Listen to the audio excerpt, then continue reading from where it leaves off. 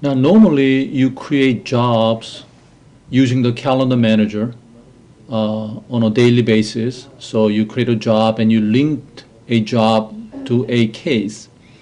But you can also create jobs on a mass basis from the case manager side.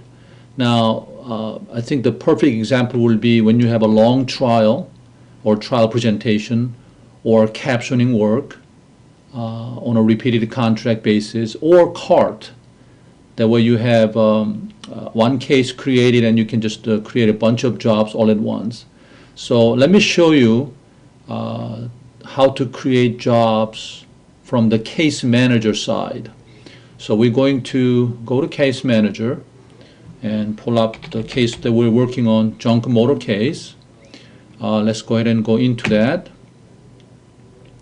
Now, from here, you will simply go to Actions, and there will be a function called Create Jobs.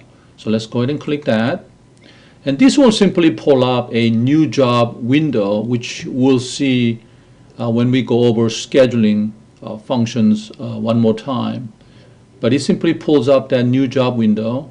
So let's say today, after many months of pre-discovery period is over and a bunch of depositions have been taken place, now they are finally going to a trial. So they're giving me some trial for 3 weeks.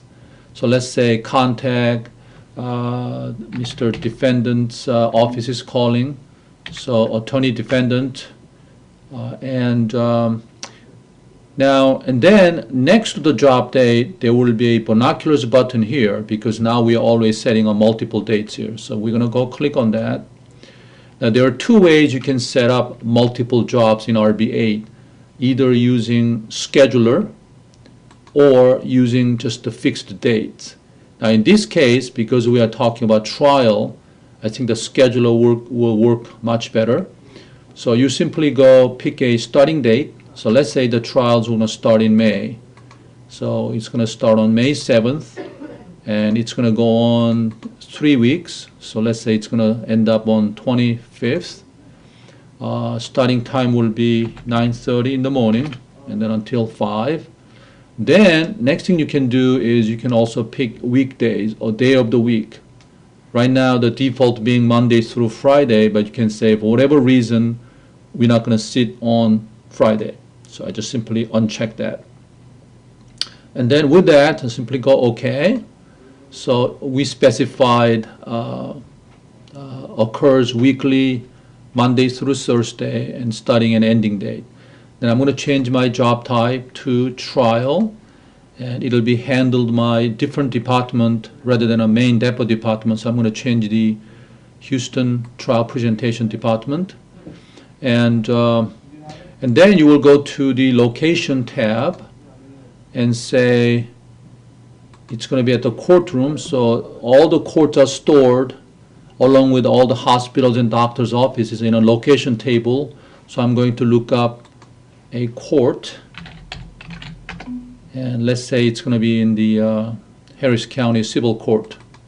And this time it's going to be in a room 4511 Judge Smith. Okay. So I'm going to just put a Smith in there. That's it. With that, I can just go ahead and save and close. Now, I'm going to save and close this case.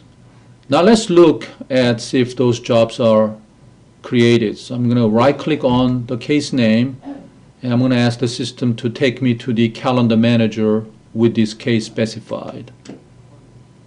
And as you can see, all those jobs are now created as a trial.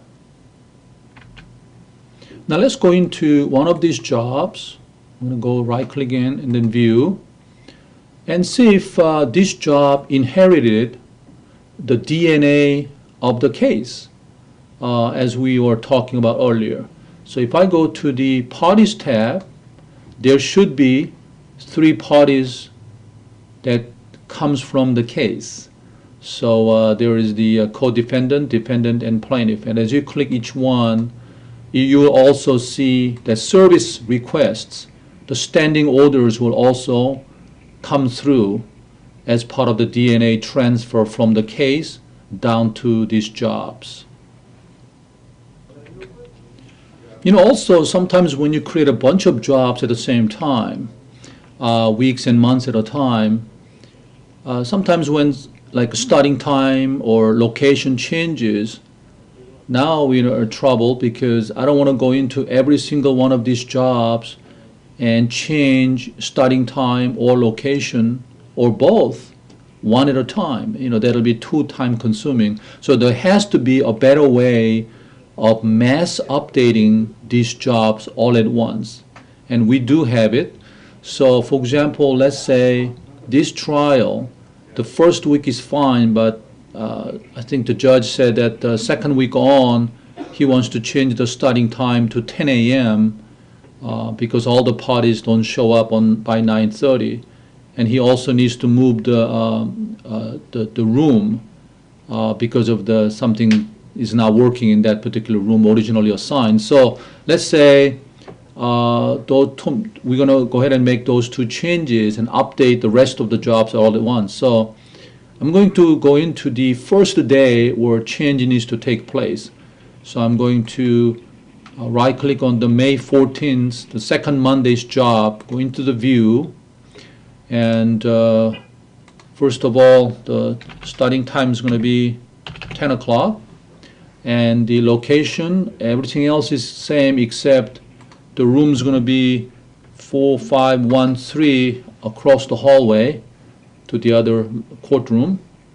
Now, once I make these two changes, you need to go ahead and first of all save the changes for this job, and then go to Actions, and there will be a function called Mass Update.